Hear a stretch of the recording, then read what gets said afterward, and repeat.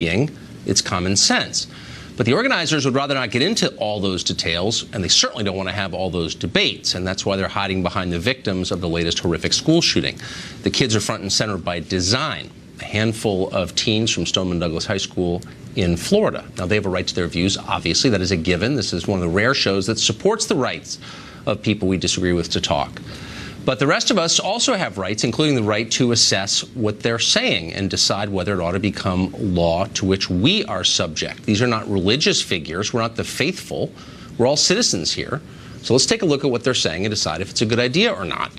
For example, here's David Hogg. He's a Stoneman Douglas student. You may have seen him on television. He's dutifully trotted out by the media as a gun expert. Here's part of his take. The way Rick Scott has been talking about it is like, when the shooter arrives, we need a metal detector and a guard. Point, with Rick Scott, it's like, when I get elected to Senate, we're not going to let that happen. What sick are out there that want to continue to sell more guns, murder more children, and honestly just get reelected? What type of person are you when you want to see more money than children's lives? What type of person does that? We have to use our white privilege now to make sure that all of the voices that all of the people that have died as a result of this and haven't been covered the same can now be heard. Sell more guns, murder more children, and get reelected. That is David Hogg's view of the other side of the debate. Emma Gonzalez, meanwhile, another celebrated survivor of the shooting, basically agrees with that.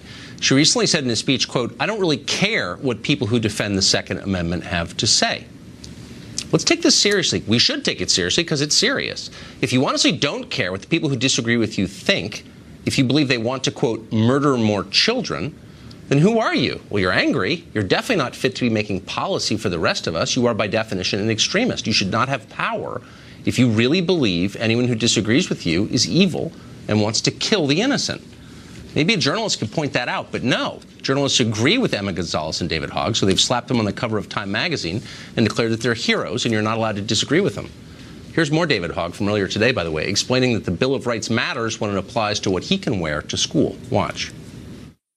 They're requiring all of us to have clear backpacks. It's unnecessary, it's embarrassing for a lot of the students, and it makes them feel isolated and separated from the rest of American school culture, where they're having essentially their First Amendment rights infringed upon because they can't freely wear whatever backpack they want.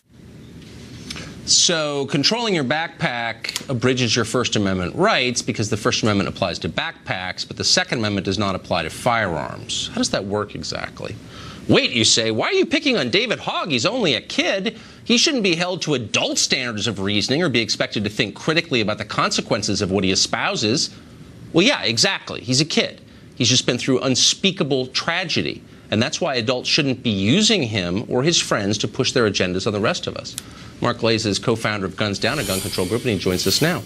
So this is the problem that I have, is that if you sincerely believe that people who disagree with you want to kill children, then you shouldn't be involved in making policy, because that's exactly what we don't need more of, it seems to me. Why is he being pushed to the front of this movement? Well, look, I think you ought to cut this kid a little bit of slack. You know, he was at school when 17 of his friends were killed the other day.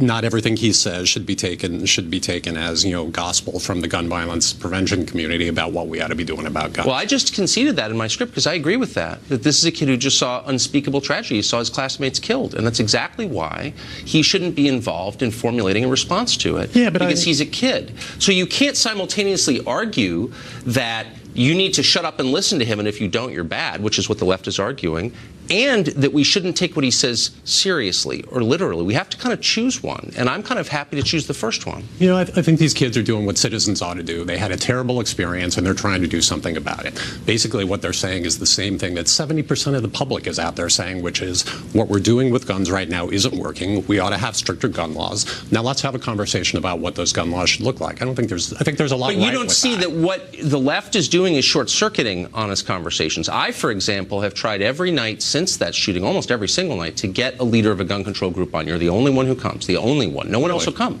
I know a lot about guns. I'm interested in the topic. No one wants to have the debate. Instead, they throw David Hogg in your face and say, be quiet, and then allow David Hogg to uninterrupted impugn the character of anyone who disagrees with him. It's demagoguery. That's not how adults behave. Yeah, but it's also not fair to pull one comment out of one interview out of the. All right, I'll pull another one. Here's an idea that again, I'm being forced to take this seriously. I would be very happy to say, poor David Hogg, man, his friends got killed. I get it. He's upset. My children would be upset. I would be upset. But the left is forcing me to listen carefully to what he says because it could become the law I have to abide by. For instance, this is in the manifesto from Parkland Kids. It said there ought to be a database of which guns are sold in the United States. That ought to be paired to the status of the owner's mental health. Privacy laws should be amended.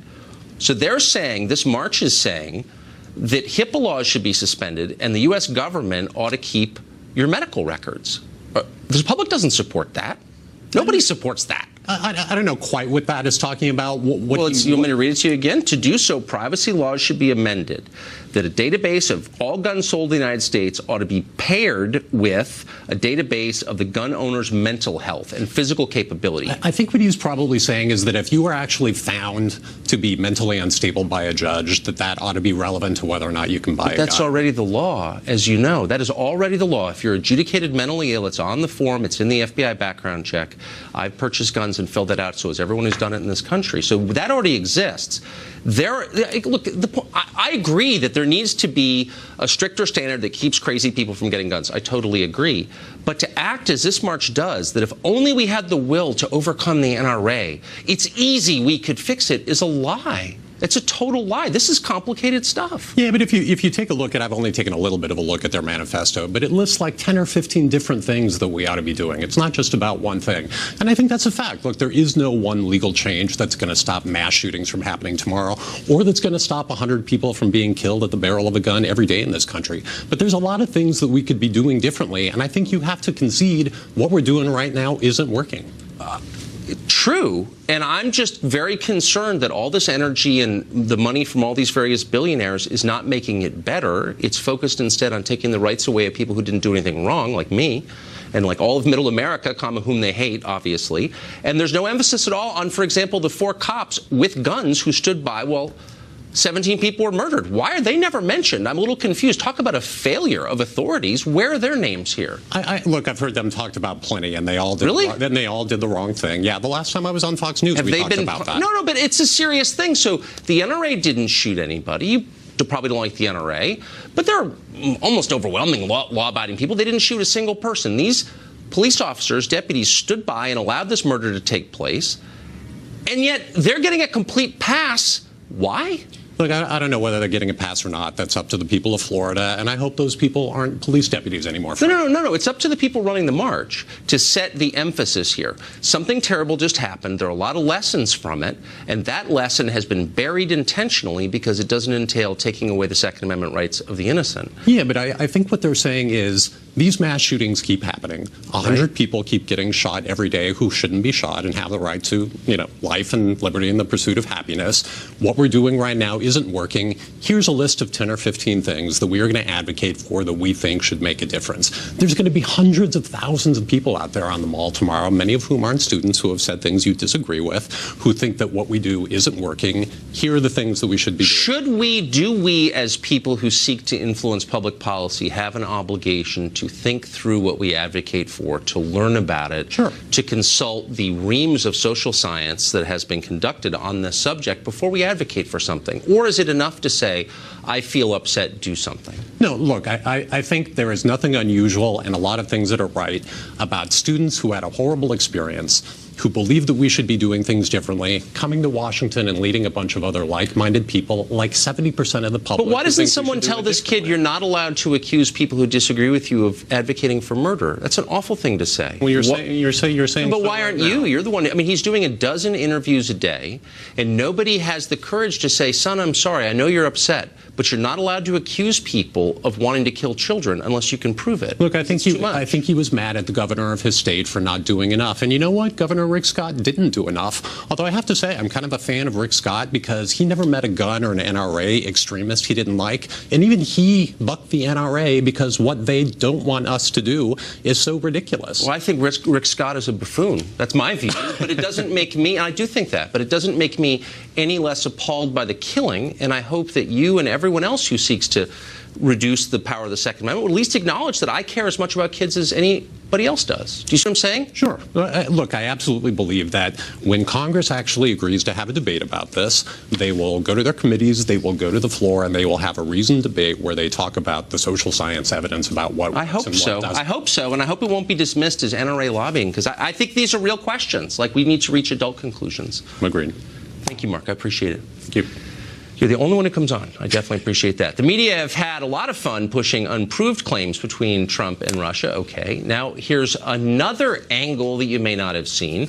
Claims the NRA has been penetrated by the Russians somehow as well. Kim Strassel is on the Wall Street Journal editorial board, and she joins us tonight. I almost can't keep up with the various things the left doesn't like that they're claiming have been penetrated by Russia. But unpack this nutty conspiracy theory for us, if you would. Well, what's important about this one, Tucker, is it's by the very same people, it would appear, that brought us the dossier claims as well. So you remember, the Clinton campaign hires this Fusion GPS to commission the dossier. It comes up with these fantastical dossier claims, and what's it do? It goes to the FBI in order to give them some legitimacy, even though nothing in it has been corroborated, nothing's been proved. And then once the FBI said it was doing an investigation, then everyone took it seriously. So now what we have is same people, Fusion GPS, that have been peddling to the House Intelligence Committee and others their argument, Glenn Simpson, the head of Fusion GPS, that the NRA has, quote, been infiltrated by the Russians, their top leadership, and that Russians have been filtering money through the NRA and did during 2016 to help Trump. Now, he has no evidence for this, and yet we see the media running after it, and suddenly lots of stories making this claim without a shred of evidence. Has anybody, I mean, there are some very smart people on the left, and some of them who are self-aware. Has anyone said, well, maybe this is mass hysteria? If everything we don't like, every popular movement we disagree with, if our instinct is to blame unseen saboteurs from Russia, maybe we're crazy. Has anybody said that?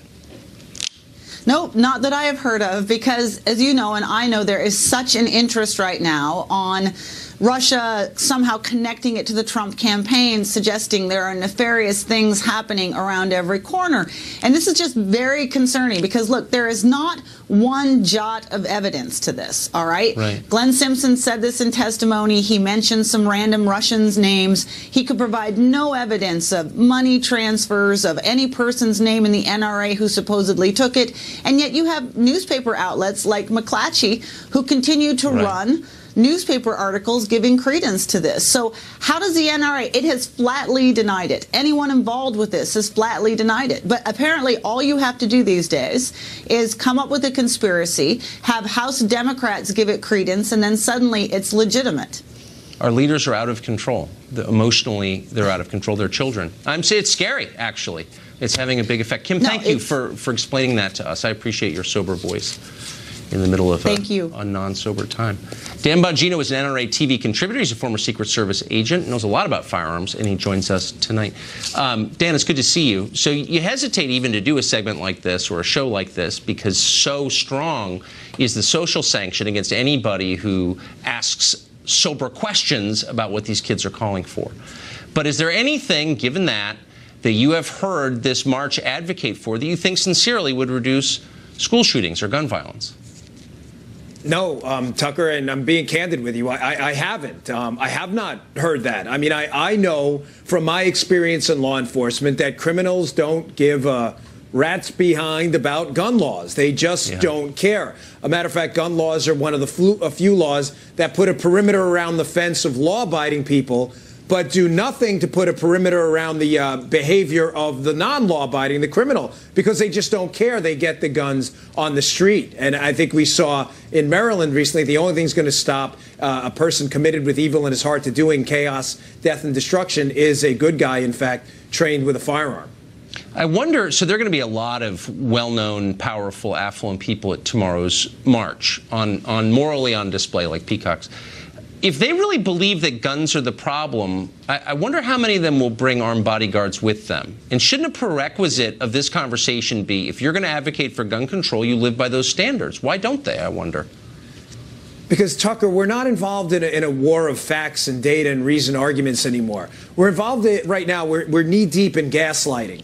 Gaslighting is what the media has been doing to us in conjunction with their liberal buddies and their acolytes for a long time. It's the idea that if you repeat a lie often enough, you repeat it confidently, and you isolate people from the truth, that lie will in fact become an alternate reality. We start with the Trump collusion that nobody can produce a scintilla of evidence. But, Tucker, I guarantee you, if you were to take a poll of Americans, especially liberals, probably 50% or more think it actually happened. The same thing goes for the narrative that the media wants to propagate now. The media is guns are bad, guns are the sole problem. The human being and the evil in the human heart that's existed for as long as we've been around is a non-issue. Let's not focus on that. And whatever they have to do to isolate you from the truth, simple facts like gun ownership's gone up in the United States, gun violence has gone down. That's just a simple way to do a simple correlation, and that's left out of the argument entirely because it doesn't fit the media's pre-existing worldview. What would happen if these people, the left, right now in their current state of mind, if they took power, if they had the White House in both chambers of the Congress? Tucker, it's pretty terrifying. I mean, I have to be candid with you. They don't really stand for anything, the left, other than the acquisition of power. I mean, they can't even stick with a coherent narrative. You know, I was chatting with someone earlier, and I said to them, you know, it's fascinating how they put so much credence into these kids marching tomorrow. And thank God they're out there doing it. Good for you. I celebrate your big R right to assemble and free speech. But the same victims of crime who are victims of terror, the angel parents who've lost kids to illegal immigrants. Do you notice how the media seems to sideline their voice? They can't even stay consistent on the narrative. These people frighten me because, Tucker, they have no lodestar. And when you don't have principles guiding you and nothing's objective and everything is subjective, that gets really rough. The whole idea of the Bill of Rights was to prevent that. So this is a question I ask myself a lot. Do you think that the rest of us make a mistake by acting as if this is a rational debate, that we can win people over and here are the facts and I've thought a lot about this and here's my position on it? Maybe we're talking to people who literally don't care what we say or what the facts are or what conclusion reason leads us to. They just want power and they're not really interested in debating. Do you ever think that? Yeah, they're not interested in debating, Tucker. Go back and YouTube liberal comments on an issue, and they've taken opposite positions on the same issue in an effort to get votes to go away and minimize the individual and empower themselves later. Dangerous stuff. God, I spent my whole life doing this. I hope it adds up to something. I hope that someone can be won over. It's not just me too, brother. Blowing in the wind. Dan, thank you. Yes, sir. Congress just reached a deal on the budget. The president signed it. What's it look like? What's inside those thousands of pages, and how will it affect you? We took a look. We'll tell you. Congress has passed, and the president has just signed today, a spending bill that will keep the government open and funded through next September. Trace Gallagher has been following this story from the very beginning. He's got the latest. Hey, Trace. Hey, Tucker, the big ticket items are, one, the military. $700 billion goes for defense spending, which is $61 billion higher than last year, and the biggest defense boost in 15 years, which is why, after threatening a veto, the president ended up signing the bill. Then there's $591 billion for domestic programs, including money for road building and water projects, along with NASA, the FBI, and the IRS, and $5 billion to battle opioid abuse, up from $2 billion last year. There's also $4 million for anti-harassment training for lawmakers and congressional aides. President Trump wanted $25 billion to build the border wall. He got $1.6 billion. There's $380 million to improve election security, and much to the dismay of conservatives, the bill also continues federal funding of Planned Parenthood. And if you missed it, GOP Senator Rand Paul was on a Twitter tear, tweeting things like the sheer size of the bill and that it funds, quote, $12 million for scholarships for Lebanon, $20 million for Middle East Partnership Initiative scholarship programs, $12 million in military funding for Vietnam, $3.5 million for nutrition assistance to Laos, $15 million in developmental assistance to China, and $10 million for women law enforcement officers in Afghanistan. And that, Tucker, is your budget roundup for this Friday. Tucker. Thanks, Trace. President Trump criticized today's budget bill even as he signed it. The deal is suboptimal, he suggested. It's certainly expensive. The legislation will trigger a $1 trillion deficit or come very close to that. That's great news here in D.C., by the way. The Range Rover dealership outside Washington is probably packed even now at this hour as lobbyists and contractors reward themselves for a job well done. They just got a massive raise. It's party time in D.C. There's an awful lot of pork in this thing. Given the cost, you'd think at the very least the bill would fund the critical needs of our country. Does it do that? Not even close. The legislation signed today is pretty much the opposite of what America voted for in 2016.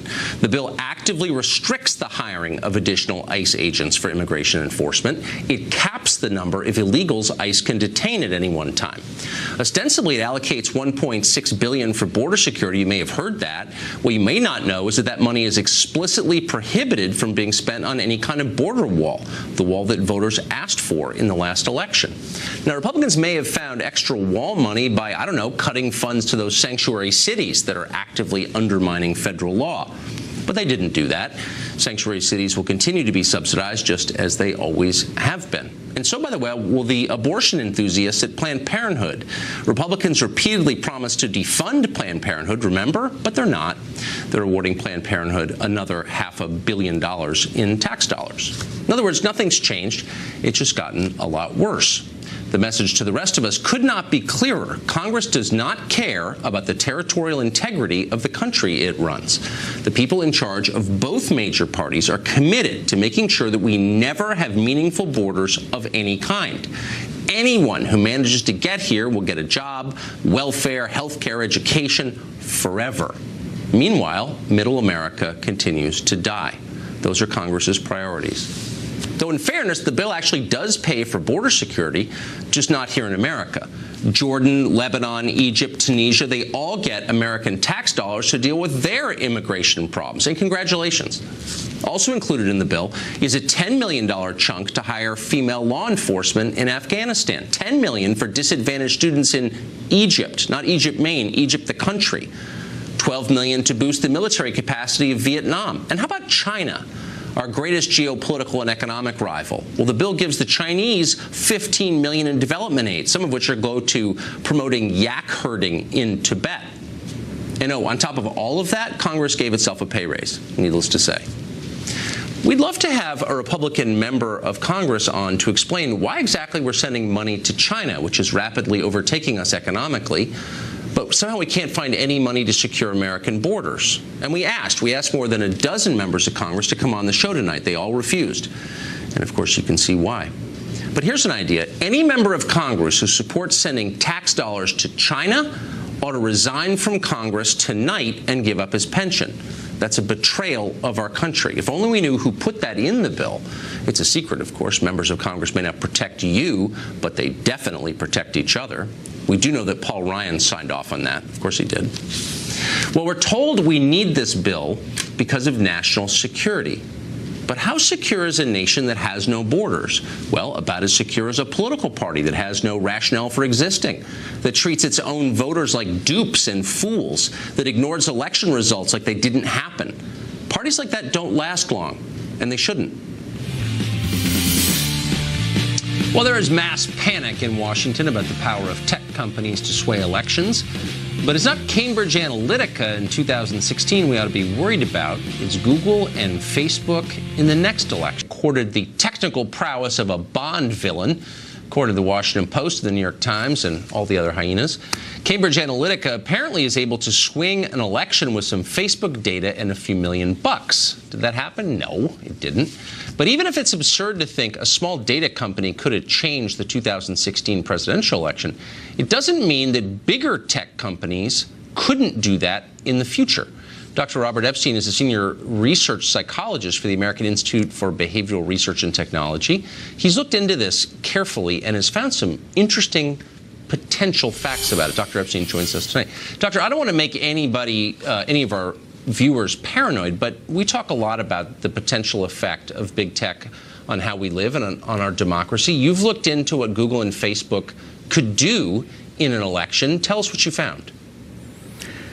Well, Tucker, I've been studying this very carefully now for more than 5 years with multiple randomized controlled experiments around the world for national elections. And I can tell you that we should be paranoid, because what Google and Facebook can do is really mind-boggling. If, for example, if Mark Zuckerberg on election day last year, if he had chosen to press the enter key early morning and just sent out a message to Hillary Clinton supporters only saying, go out and vote, a go out and vote reminder, that would have sent her an additional 450,000 voters that day, with no one knowing that this had occurred. And that's just Facebook. What Google can do is really off the scale. Our experiments show that Google can take a 50-50 split among undecided voters and change it into a 90-10 split with no one knowing that they have been manipulated and without leaving a paper trail for authorities to follow. How? How could Google do that? Well, this is work that we're about to break. This is news that's about to break about our newest research, so I can't really go into detail, but it has to do with those search suggestions. Literally, from the very first character that you type into the search bar, you are being manipulated. And we've done 16 months of experiments. We have all the details now. We know exactly how this works.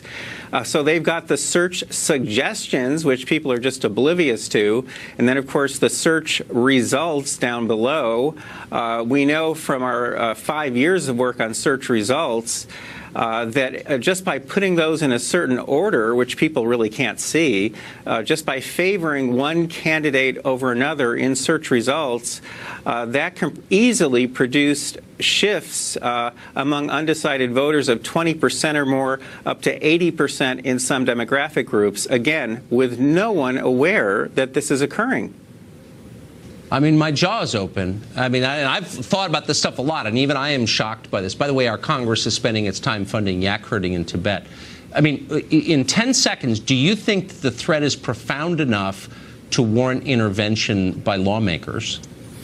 The threat is absolutely, positively profound. If you could look at the numbers that I look at now every day, if any of our Congress people could look at these numbers, they would be stunned, and they would take action, I guarantee it.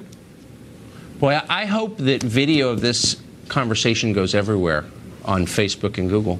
I guess, Dr. Epstein, thank you. That was amazing. I appreciate it. Thank you, Tucker. Well, speaking of big tech, the Southern Poverty... I love people and I love to learn. I've always done everything I can to inject myself into foreign cultures to absorb as much as I can. And, of course, I've always loved politics and foreign policy. They put me on a list, man, with a guy who went into a Sikh temple in Wisconsin, shot it up and killed 6 people, and a whole litany list of neo-Nazis. And this was, I mean, not that I doubt it, but I just want to make sure I have this precisely. Simply because they believed you called for Obama's impeachment, which, by the way, is a constitutional mechanism. I mean, you know, people can agree or disagree, but that's not the same as hate speech. I mean, people call for impeachment all the time. Right. At all. And you're exactly right. It's a process, right? And if we remove our emotion from it, it is what it is, whether you're a Democrat or Republican. Right. Again, I never even called for his impeachment, but I was placed on that list, and they tried to essentially discredit and destroy me. The other person on that list, by the way, was Senator Rand Paul. Senator Rand Paul, too, who has been a vocal opponent of things like the war on drugs, saying how hurtful it is to our minority communities around the United States. But because we have an R by our names, we have been discredited and called haters. Look, Tucker, I would even go to President Donald Trump. Before President Donald Trump was president, you had this whole narrative has changed on him. He at one time was beloved by hip-hop stars who wanted their picture with him and sang about him. Democrats gladly took his money from him. As soon as he becomes a Republican candidate for president of the United States, suddenly he's a misogynist, bigoted hater. I swear to God, if we had a lesbian, if Republicans had a lesbian, gay, transgender, or gender fluid, multiracial candidate that was attempting to get into the White House today, that person too would be called bigoted, misogynistic, and hateful. Yeah, I think we're too literal. It's not about any of that. It's about power, and anything that gets in the way of their acquiring and wielding power must be destroyed. Thank you for reminding us of that, Congressman. Trey Riddle joining us. Good to be with you, Tucker. Military pilots keep encountering aircraft that do things they can't explain, that seem to defy the basic laws of physics. This is happening a lot. It's happened for many years. The Pentagon knows, but they're not interested in investigating it. Why is that? We're going to talk to someone who was at the center of this story at the Pentagon next.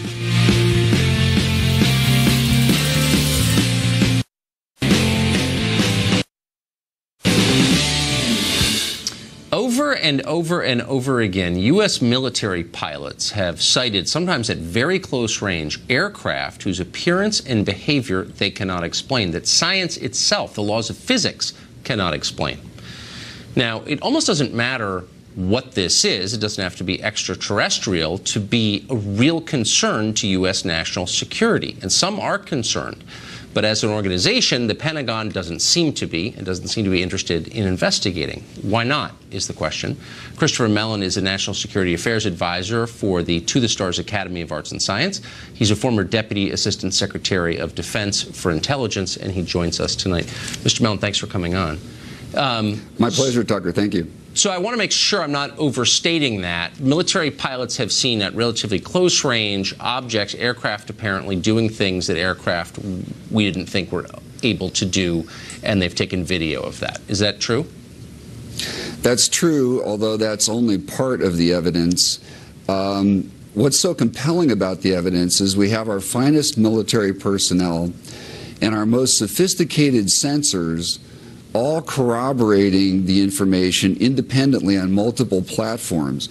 So some of these platforms are the same platforms we would use to defend the United States from a ballistic missile attack from, say, North Korea. If those systems are malfunctioning in some way, finding that out alone would be a huge benefit. I don't think that's the case. There's no evidence of that. Let me tell you a brief story that may add some color and make this a little bit more palpable.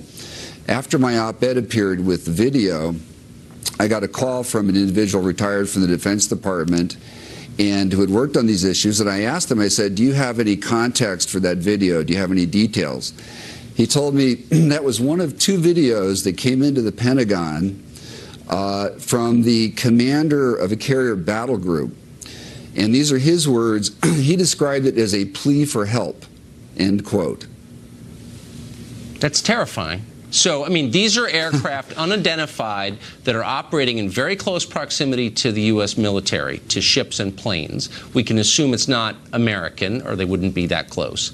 Can we assume that it's aircraft from a foreign country? I mean, do we have a working theory on this? What does the Pentagon think about this?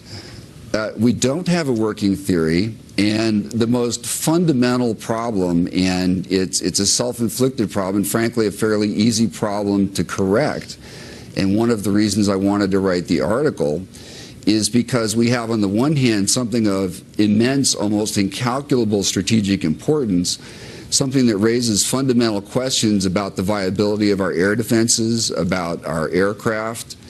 Many of these incidents have occurred in recent years within minutes of flying distance of the National Capital Region. So we have a very real and compelling body of evidence. On the other hand, we know that many of the problems can be easily solved if someone would just step forward. So what I'm talking about here is to provide an analogy that people may be able to relate to more readily than the complex DoD bureaucracy. The bombings recently in Austin, Texas, imagine if every time one of these bombs went off, you had a different police department responding, and none of these people were talking to each other, and nobody was in charge, right? Those bombings would probably still be going on.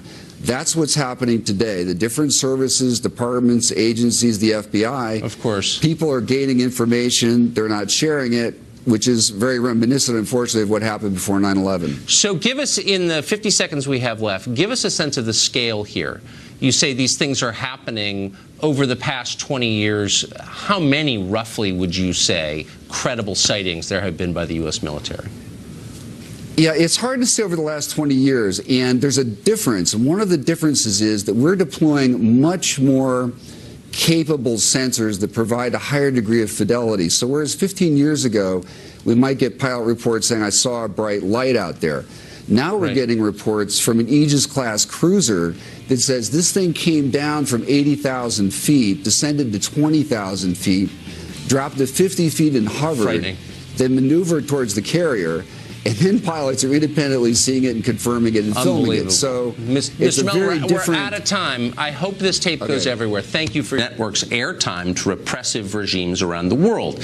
They use the CNN brand to brainwash and control their populations. Despite what Zucker may claim, that does not qualify as news coverage. It's certainly not journalism. It's state-controlled propaganda, and Jeff Zucker is getting rich from it. In Turkey, for example, the Turkish government uses CNN to spread Islamist and anti-American disinformation throughout that highly volatile region. Jeff Zucker knows this is happening. Zucker's business partner in the Turkish deal is a man who has described the Turkish dictator as, quote, his boss. The Turkish regime gets a lot for the money it pays. 5 years ago, the Turkish secret police attacked a demonstration of environmental activists in downtown Istanbul. Thousands were brutalized. Several were killed.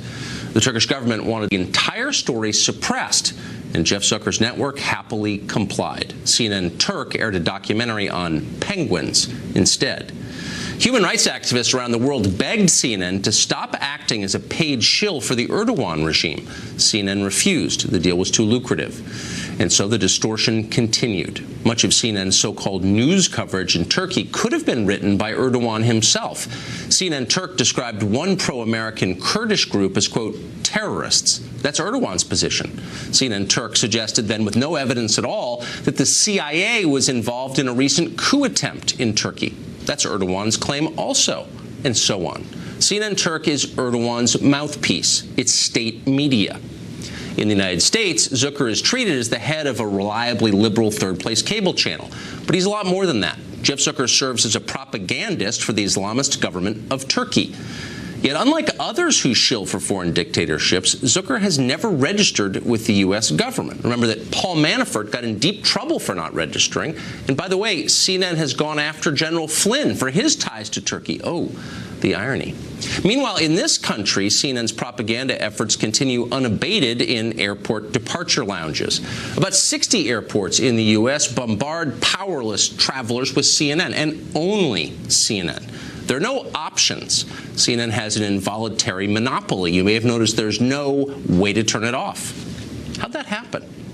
Well, it turns out CNN pays airports for the captive audience. That might have made sense decades ago when CNN was a legitimate news source, but that was a long time ago. Thankfully, this may be changing. Travelers are beginning to complain about CNN in airports. Airports are beginning to respond to that. Freedom may soon be coming to a gate near you. Not a minute too soon. By the way, we've reached out to CNN for comment on all of this, and once again, they've declined. That's been it for us tonight. Tune in every night at 8 p.m. to the show that is the sworn enemy of lying, pomposity, smugness, and groupthink. The show that is for choice in airport departure lounges. Thanks for a great week. Have a great weekend. Good night from Washington. Hannity's next. America is absolutely dead. News and facts just no longer matter. They are now being replaced by an endless cycle of fake news, liberal propaganda, and lies. And right now, there's no separation between what is supposed to be an unbiased press and the Democratic Party. They are one and the same. Now, the perfect example comes from liberal fake news, CNN. The professional Trump haters have found a new fix. It's their new, sick, and twisted obsession. And here's a hint. It has nothing to do with Russia. Also coming up tonight, after a year plus of rampant speculation and out-of-control conspiracy theories, the media still cannot find any evidence of Trump-Russia collusion, and they won't stop. And also, new exclusive reporting tonight from The Hill. The Uranium One's FBI informant speaks out right here tonight about Clinton corruption and the disastrous Uranium One deal. The media has been ignoring it, something you'll only see on Hannity. All of that breaking news tonight. Plus, the press is launching blistering attacks against President Trump's new national security advisor, John Bolton. And also tonight, a quick commentary. I have some words for the Republicans in Congress because they have me fuming, because they can't keep their word and they stand for nothing and they have betrayed the people that voted for them. But first, tonight's important breaking news opening monologue. All right, we start tonight with the big breaking developments. The chief of fake news CNN, soon to be scandal plagued, Jeff Zucker, he has a new obsession. And here's what we mean. Profanity-laced 24/7 coverage that would make a sailor blush is no longer enough for Jeff Zucker and his liberal fake news cohorts. Well, the Bleep Hole Network is now looking for new ways to outdo this despicable coverage up to date. Now, you may remember some of this. Is there a difference if the president said hole or house? Do you think these countries are holes? Donald Trump has turned the Oval Office into a whole country. Rich, do you have any example of any whole country that the president referred to that is predominantly Caucasian? Holders, holes, holders. I work for holders. I'm proud to be a holder. Now, part of that is funny, but it's also really sad. According to the Media Research Center, fake news CNN, they dropped the bleep hole 195 times in one day during their round-the-clock bleep hole obsessed coverage. But now that depravity, that's not good enough. So Jeff Zucker is now trying a new tactic to hold up his ever-sinking and shrinking audience. Take a look. The so-called Facts First Network has a new fixation. It's like softcore porn. That's right. This is CNN. Well, after the pathetic Trump-Russia collusion conspiracy blew up in their faces, CNN is going absolutely wild, wall-to-wall speculation about a consensual relationship between the president going back 12 years or so ago with a former porn star or current porn star, Stormy Daniels. It's Stormy 24/7. Now take a look at what CNN now considers journalism.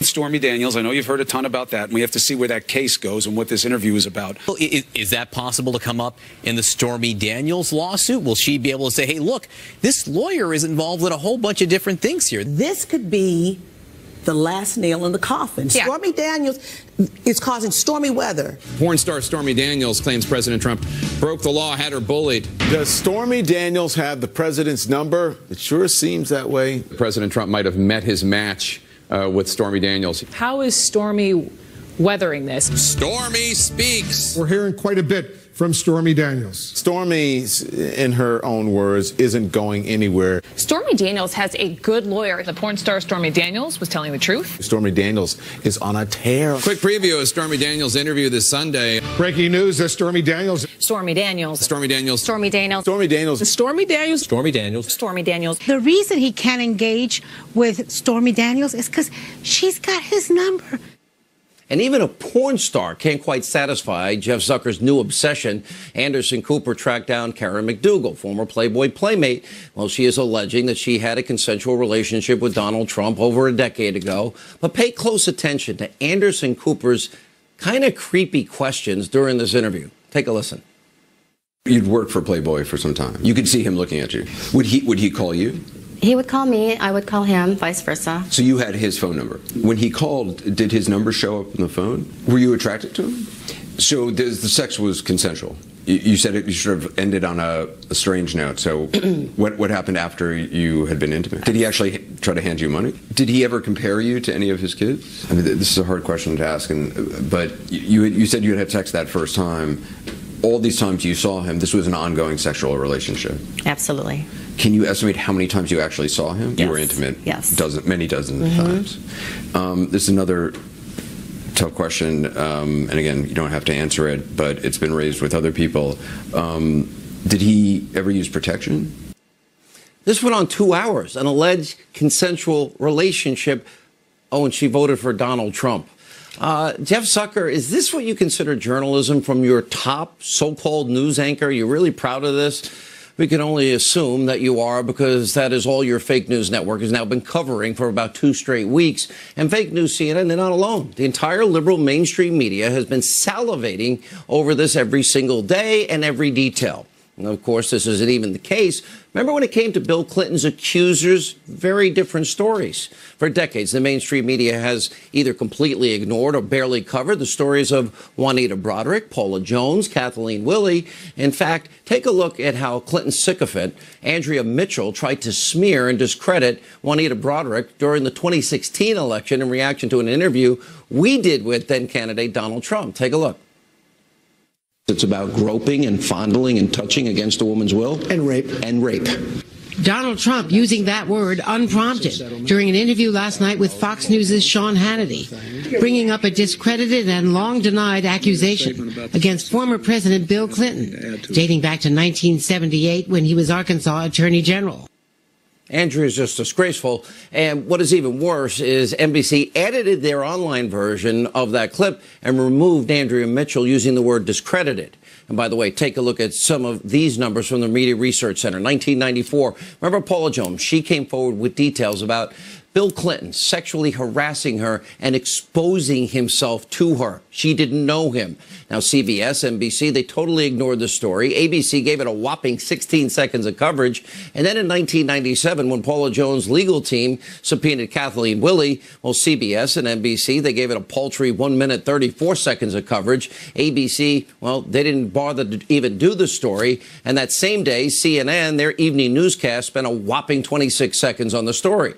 And in 1998, when news broke about Juanita Broderick accusing Bill Clinton of raping her, ABC, CBS, they didn't care. NBC did spend 7 minutes covering the story as they should have. This is all shameful, and it proves just how abusively biased, hypocritical the media in this country is. The Media Research Center, they searched their archives and they found these examples of the liberal press attacking Paula Jones. Remember, she won her lawsuit against Bill Clinton. Take a look.